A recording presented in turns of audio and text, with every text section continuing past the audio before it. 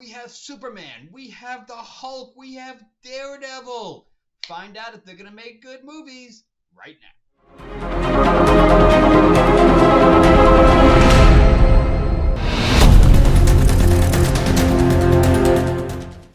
All right, we are back with episode 23. Can you believe it? I can't believe it. Plus, I want to start out because it's finally happening. Issue 2 of Lords of LA is finally coming to Kickstarter, and we are doing a pre-launch right now. The link will be in the description below, so definitely check that out.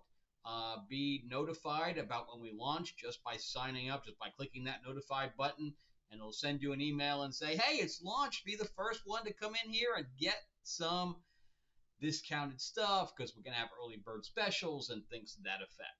So click the link below and cost you nothing. Just be notified. All right, so moving on to let's get into our books for this week. Or this is only really half of them for this week. It was actually another big week.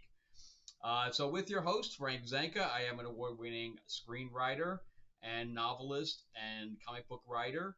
And as you see, because we're launching the new book, I'm really excited about this one. It's going to have plenty of action in it and stuff like that. But let's get into these comics. Remember to like and subscribe. I am trying to grow the channel out. All right, so let's start with Superman. Dun, dun, dun. So we start out with, in my opinion, mediocre artwork. I do not like the faces on this thing or anything like that. And we start out with Perry White, who's no longer head of the Daily Planet because you know that Lois is head of the Daily Planet now, and he's going to run for mayor. All right, because we got to give Perry something to do. But then at the same time, we have this new villain, the chained villain, of which I don't know. I'm not feeling this guy. I think it's he's got the tentacles, he's got the chains that are out like tentacles, stuff like that. I might as well just show you the picture of it. So let's start out with the artwork here. It's okay, but look at Perry's face in there. It's just like, really? That's what we're going with? For an exorbitant amount of money, by the way. So this thing is $6 because we have an oversized 850th issue. Another way to get another dollar out of you. So we're up to $6 now for comics. I don't know what the hell they're even thinking. But anyway, here's this guy with the tentacle chains coming off him because he was, in the basement.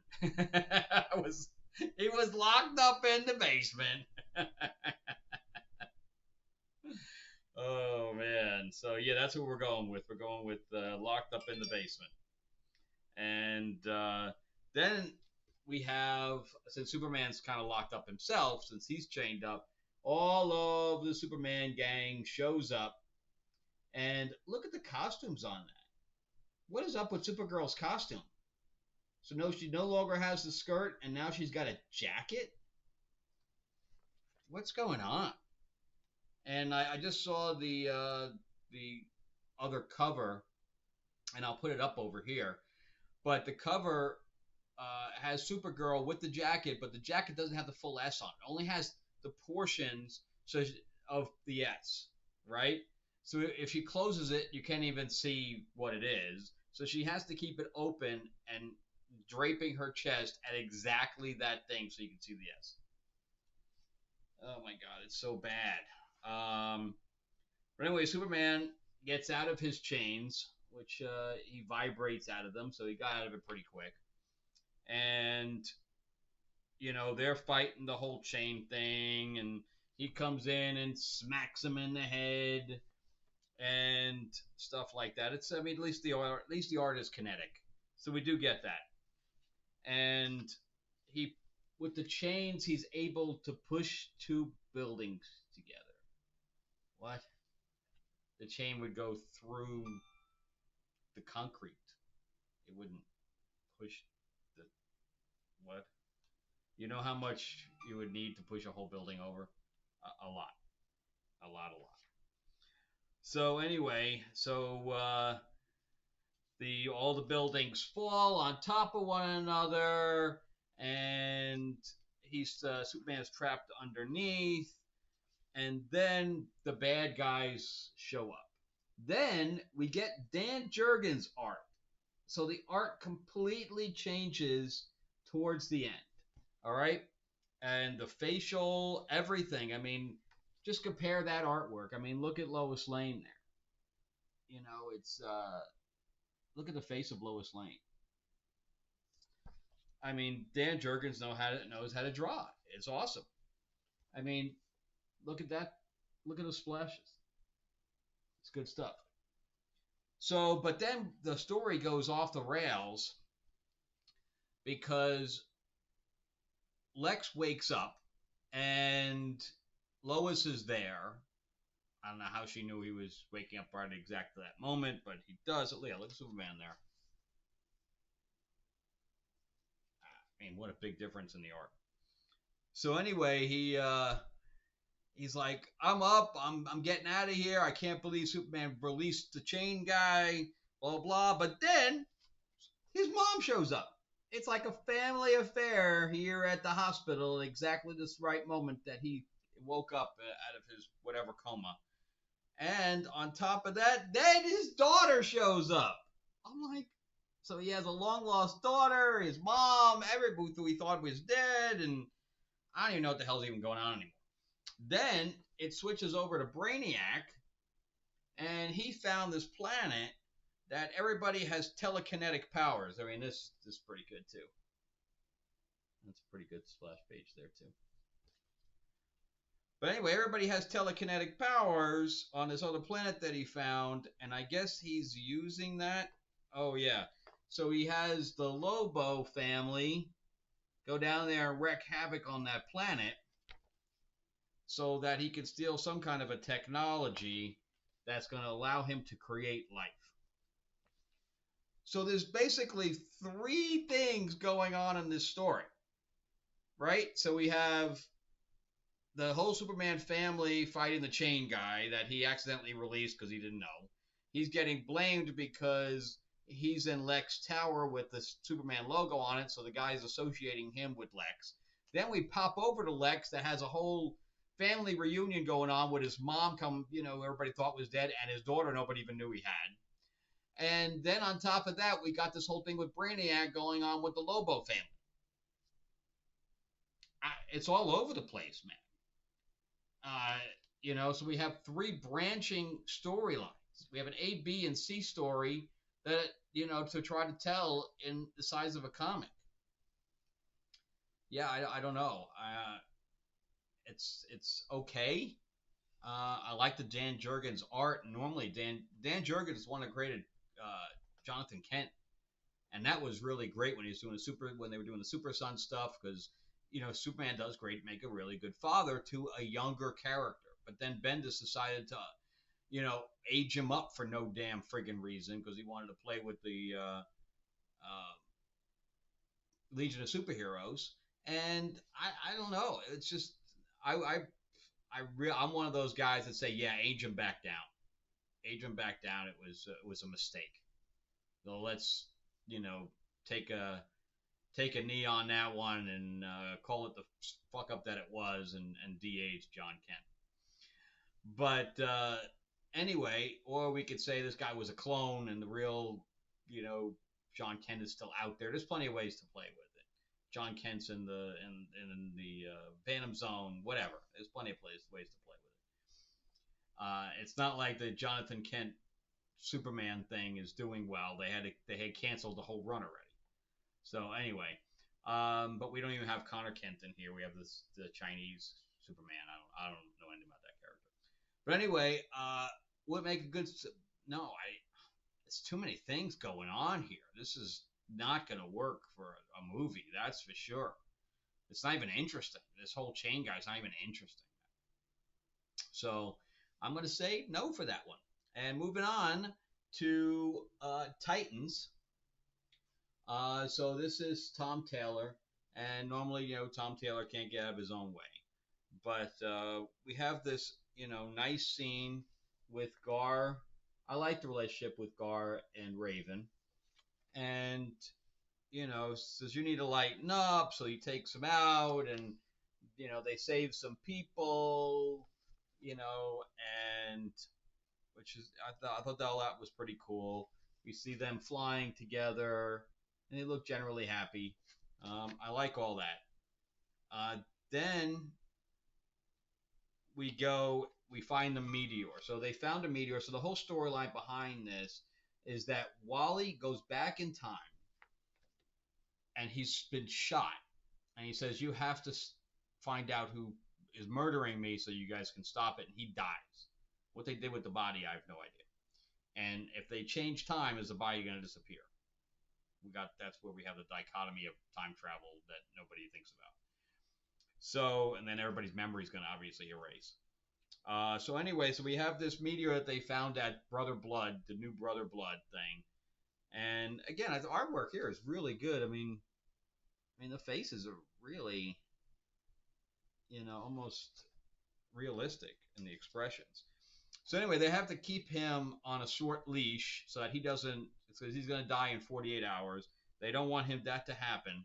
How they know it's 48 hours, I don't know, because I don't remember him when he went back in time saying, I got shot at exactly this time.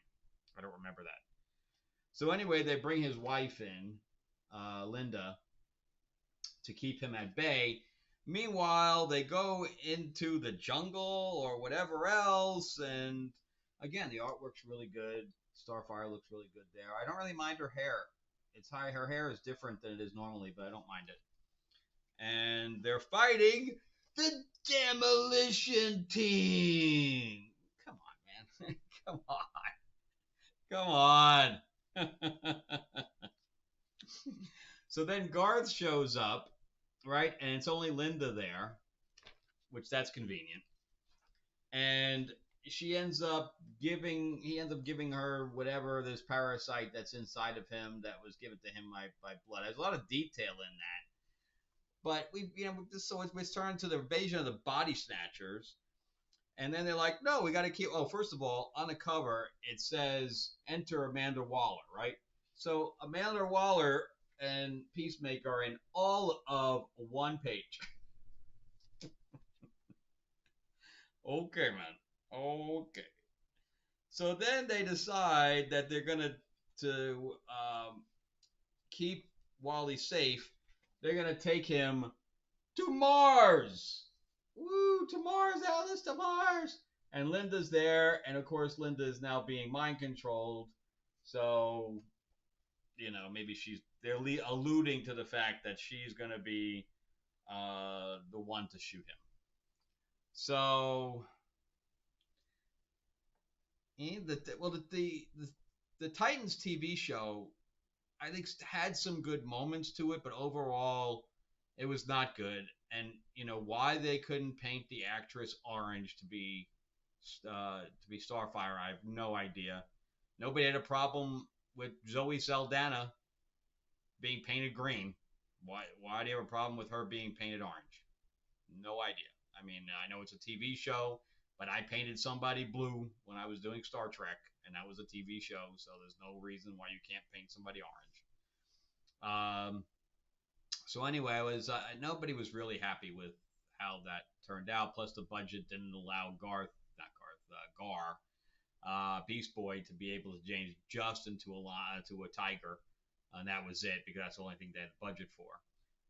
The only thing they did semi-right was even Raven, and then I think they ended up killing off Wonder Girl, Donna Troy.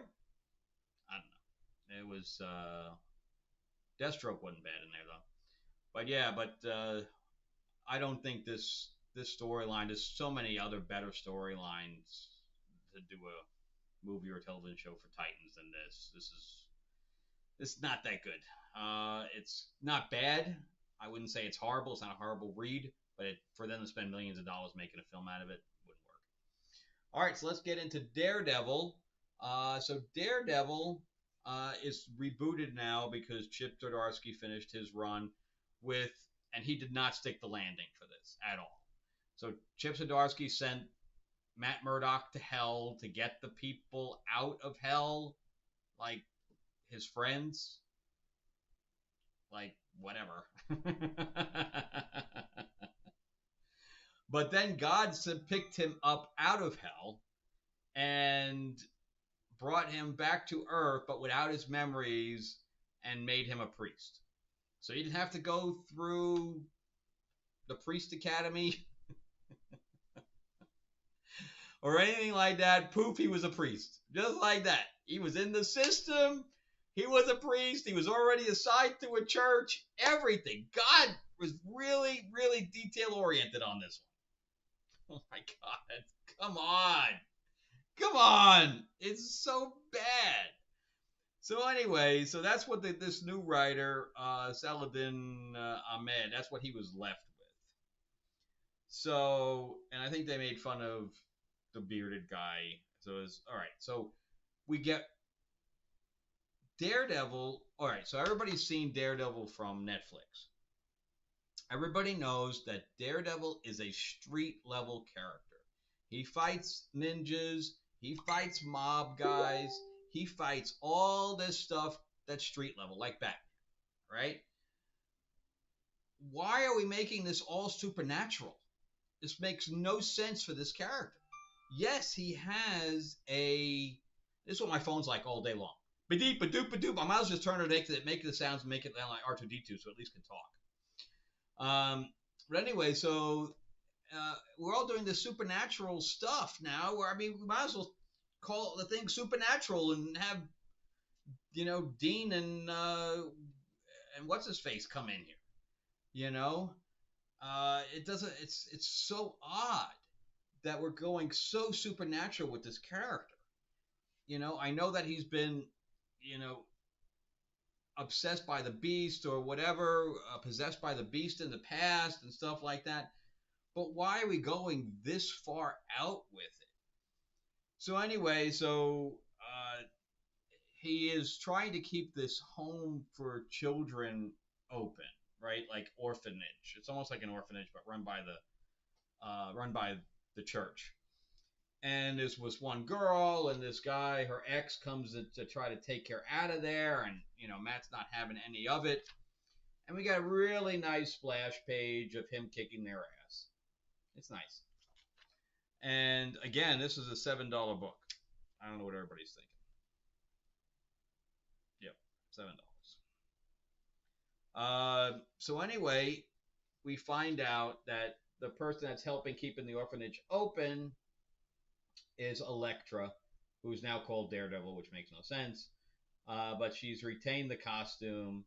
She didn't go back to being Elektra, and she's giving money to them because the church is looking to shut them down because of financing, but there's a little bit of money coming in that's preventing them to shut it down because it's keeping them semi-open. We get some, there's some nice pages in here of Elektra. I'm not disliking the Elektra costume, but you can't call her Daredevil because now we have two Daredevils running around. It doesn't make any sense. Call her something else. So anyway, she gets possessed by a demon. So we're going into this supernatural thing already. So again, the colors are all nice, stuff like that. But Matt feels a presence, and he knows that she's there. So he gets up, and she's kind of just sitting there looking at him. And then she tries to kill him. Why didn't she kill him in his sleep? I don't know, but it was, obviously more cinematic this way. So she tries to kill him, and with the sigh. And he gets out of it, of course. And we get this, nice page here where we see the demon, overshadowing her. And it looks like he's seeing that. I'm not sure how he sees that, but he is. And we get some weird stuff where his head is on her body, like this. So we get some weird symbolism that he's controlling her, so his head is on her body. I don't know. It's weird. So he's starting to remember now and he decides that he's going to go save her. See, we get this really weird. Look at this weird panel. So he see his head's on her body, so his legs were behind and her legs are in the front. It's weird, right? And same thing here, where she's throwing the kick, but his body is behind. So he has to do an exorcism. So in his garb of being a priest, he recites very easily some words from the Bible, and the demon is immediately exorcised. Now, I've seen a lot of exorcist movies. That's not how it works. There's a whole long process. And she goes, takes a shower, and he goes and plays with the kids, and then he pulls his costume out of the mothballs, and he's back. All right, so now he's a priest, and he's Daredevil, and now we have two Daredevils, because they got to change her name.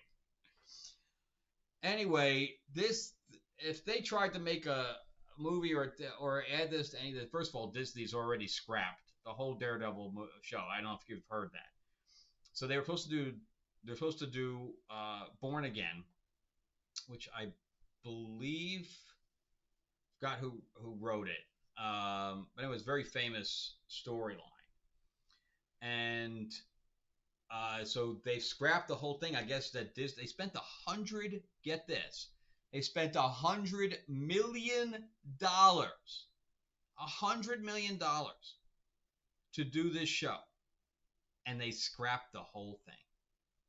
They basically took $100 million, wadded it up into a ball, and threw it in the trash. Wow. And how are these showrunners? This is the other thing. So the showrunner in television, okay, that most of the time is also the producer. He's the one that runs the show. He's the one that makes sure that all the scripts are all interconnected, that there's no waste of time, that everything's kind of on track, and also make sure that the writers are all know what the other writers are doing, so that everybody stays on track. He's the one that creates the Bible and everything to that effect. So the showrunner is the manager, if you want to say anything like that. He's the management level guy that oversees all the production and all the writing and the directing. So he doesn't direct, he oversees. Now, he can direct sometimes if he has directing experience, but most of the time they're writers. The showrunners are writers themselves, okay? So they've been upgraded to showrunner. Most of the time they'll write the pilot and let the other writers in the writer's room go from there. I know I'm spending too much time on this, but I don't know if anybody's interested about how television works. So anyway, now Disney has ripped the license away from Netflix, which was a big mistake because they want to put stuff on Disney Plus. Now, why wouldn't they share it? I have no idea. Because if they shared it, they could share the cost.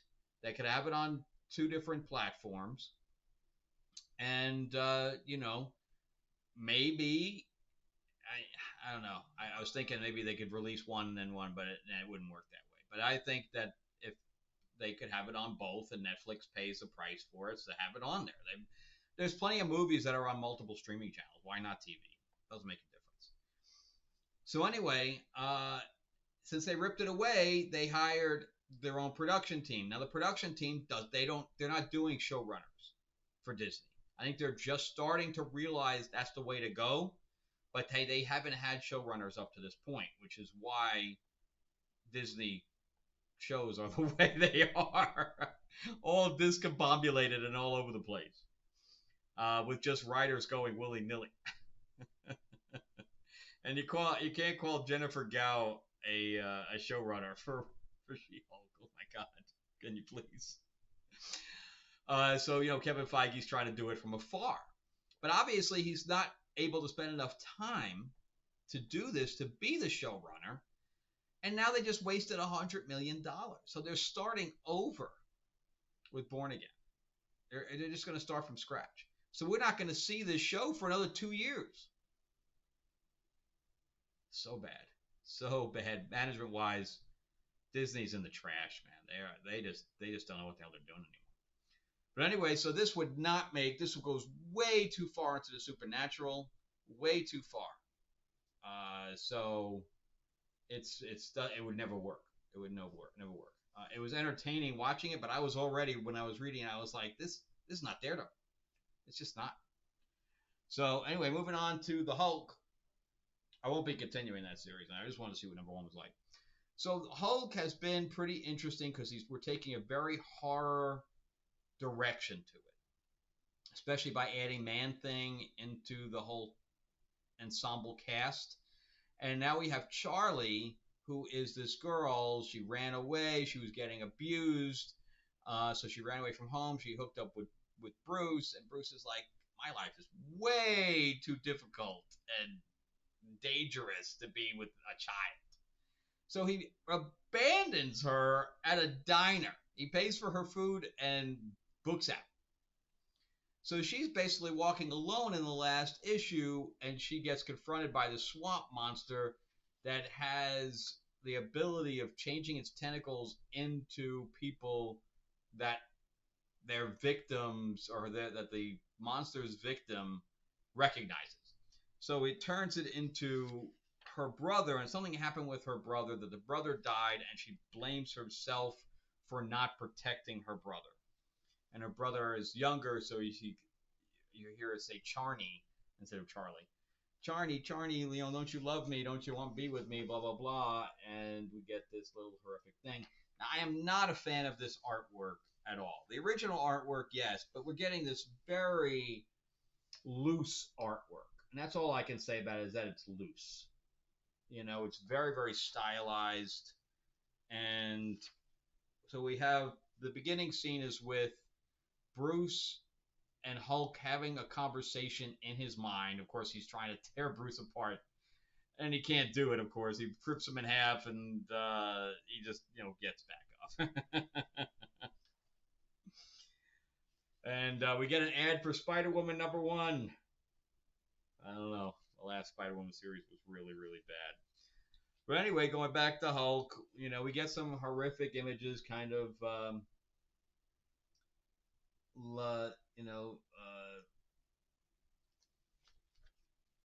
Lovecraftian, I guess you can say.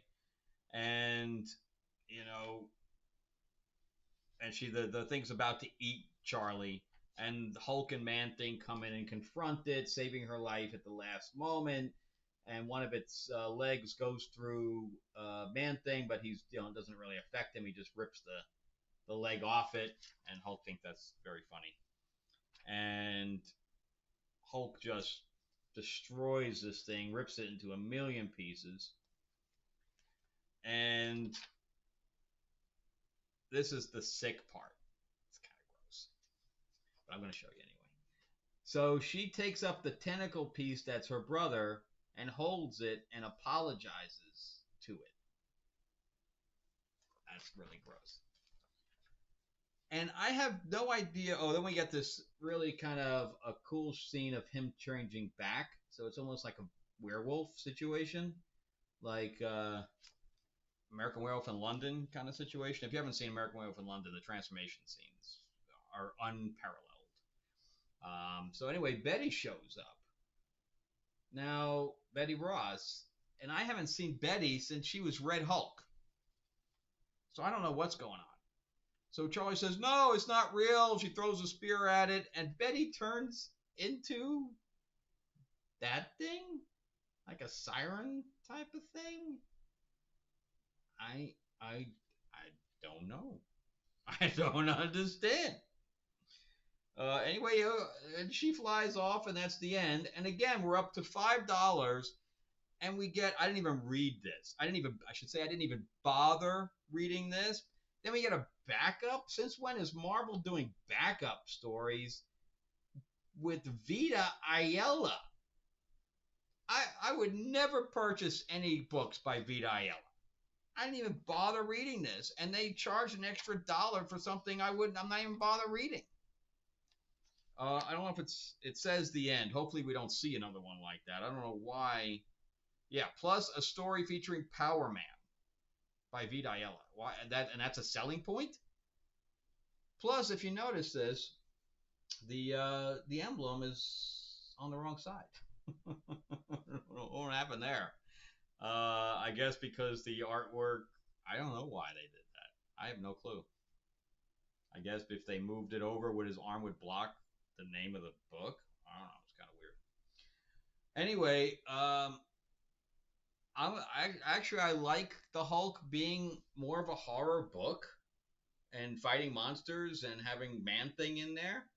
I think that would be an interesting film. It takes in a different direction than him fighting the army all the time. I don't know. I kind of like it. I think a horror book would be good. So I'm gonna say yes. Then we'll get into the last one. This is Michael J. Straczynski writing The Madness. It's his own IP by AWA. So that's the publisher. They do little things. And I was confused by this. So this is the story of a superhero female thief. So I should say supervillain because she's a thief. And she was doing her last job, and she can only do one power at a time, which is very strange because if you have to bust through a wall, you need super strength and you need invulnerability. So it doesn't work. But anyway, so we start out, and we have all of these little word narration bubbles, and he keeps saying it's talking in the first person, but I'm used to the main character being the female. So I had to reread like the first 4 pages over again when I realized that it was by the guy that we're watching in the car. I didn't understand that. It was probably better off with word balloons or with, I don't know how else. I think it probably would have been better with thought balloons. Because I was very confused because this is the first time we're seeing this character, and on top of that, we saw him once before, but this is the first time we're getting into his head, I should say. This is the first time we're getting the point of view of the character, and I was very confused by the whole thing. I had to reread it because, and then we get. So he's watching this trucker. I guess he can see in the trucker's head. And he sees his desire to roll over this homeless guy because he's in the way, because he's going, crossing the road while there's a green light. And then we see kind of his backstory. I don't understand why we're getting into this character at all. But we are. We're getting into this character, and whoever turned him into him, he torches the guy, and he escapes from whatever lab he was created in. So that's the whole beginning. That's why I was so confused, because we're just playing with this guy for no reason, and he's like, I'm going to go somewhere safe so that she can't get me. He knows that the girl is coming after him. So he goes to this compound to be safe, but she just breaks through the wall, and that's the end of that. And that's her coming through the wall, and I'd be pretty scared too. So anyway, she captures him, even though he tries to blow her up. He shoots an RPG at her, and she still just gets up. And yeah, he looks like he's kind of screwed there, doesn't he? So anyway, she ties him up, and again, I was confused. This thing had a lot of confusing parts until I really had to read into it. But I guess I'm like, did she put a nun costume on? But no, he's seeing her that way. That's what I devised from reading this, is that he's seeing her chained. He's chained up, but he's seeing her change in front of him because I guess he's seeing her as the good guy. But then she switches forms and she looks like a femme fatale. So she's torturing him, and she's talking to whoever's watching. She realizes that there are cameras, even though she can't see the cameras, and she realizes that they're watching to see how bad the situation is based on what he does, what she does to him. So how far they have to run. Now these guys have killed her family, her husband and his two children, by throwing a superhero through a bomb at the house. Okay, because the military wouldn't do it. So a superhero literally flew the bomb and dropped it on the house. So she's after each one of these guys, and these guys are, they are watching, so she's right, and they're like, yeah, we better get the fuck out of Dodge, man. So then we get these weird panels. Okay, the top one's what I'm talking about, of the kettle, getting to boiling point. I don't see why that's necessary. It's completely unnecessary. But then we get an interesting scene. So there's the bomb site, and she has three urns there, and she has no idea where the ashes of the people are. So she just basically scooped up sand and whatever was left of them and just put them in the jars. And she actually apologizes by saying, I don't know who's in there. It's probably multiple pieces of everything. So I'm sorry if I don't know who's in what urn. But basically, she says goodbye and she tosses them in the water. And then we see a reflection of the Madness character saying, yep, I'm going to go kill them all. And that's it. I was very confused by the beginning, but then once I got a hold of it, I thought it was okay. I like the fact that she's knows somebody is there and is talking to them while she's torturing somebody else. I thought that was kind of interesting. I thought the whole urn thing was interesting. So yeah, I think this would be a very dark movie, but so is Darkman, and I had a problem with Darkman because the guy had no lips. He could still form words. Try forming words without lips. It's impossible. I can't talk like this. You're like, what? What? You can't do it. All right, so let's recap real quick because it's been a long video. I didn't mean I was talking this long. So Madness, I'm going to say yes so far. It's just very dark and probably would work as a dark film. Hulk, yes, I like the horror element. I think that's a new take on Hulk, and I think that would really work. Daredevil, nope, way too supernatural for Daredevil, and it's interesting to see where they're going to go. Frank Miller. Frank Miller was the one that wrote the Rebirth one. And Titans, kind of all over the place. We'll see what happens. And Superman, again, 3 different storylines happening, and I'm not really feeling the whole chain guy. So I'm going to say 2. Hulk and Madness are probably the only 2 that would probably make good movies and television shows. All right, so let's get back into my own stuff here real quick. Remember that this is just Lords of LA 2 is now on pre-launch on Kickstarter, so make sure you click the link below and get notified of that happening.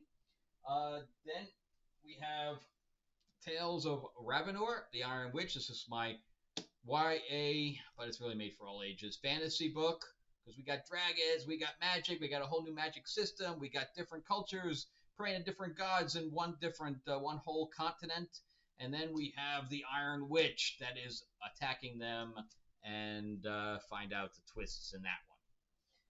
And my sci-fi series, Destiny Aurora. This is the adaptation of the first novel. It's also made into a board game and a RPG from Starfinder. And this is the artwork in it. So we have plenty of aliens and robots and androids and space battle and a big twist in the middle. All right, so that's it for me. Thank you again so much for watching, everybody. I really appreciate everybody giving me your time and me talking about comics. And remember that I have other videos popping up over here. And keep watching. I really appreciate it, guys. Have a good one.